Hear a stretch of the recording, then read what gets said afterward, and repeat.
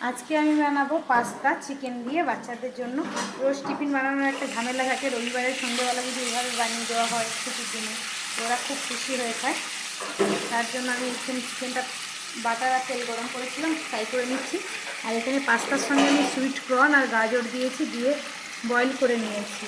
আর এখানে রেখেছি chilli flakes, রসুন কুচি, ক্যাপসিকাম।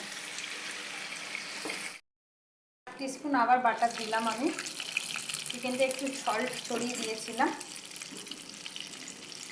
আর দিয়ে দিলাম রসুন, নুন ছড়িয়ে দিয়েছিলাম। আর বলা হয়নি চিকেনটা আমি ভিনিগারে একটু ডুবিয়ে রেখেছিলাম।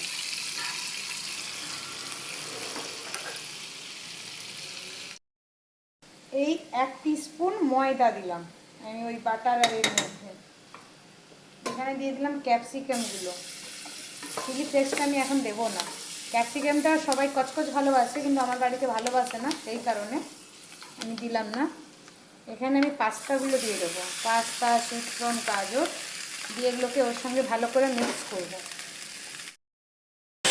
চিকেনটাও এর মাঝখানে দিয়ে দিয়েছি, দিয়ে দেখুন ওটাই মানে গার্লিকের সঙ্গে খুব ভালো করে রস করে নিয়েছি। এবারে দুধটা আমি দিয়ে দিচ্ছি,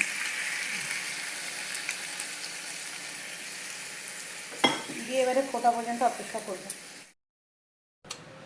গোলমরিচ আর চিলি ফ্লেক্সটা উপর দিয়ে দিলাম।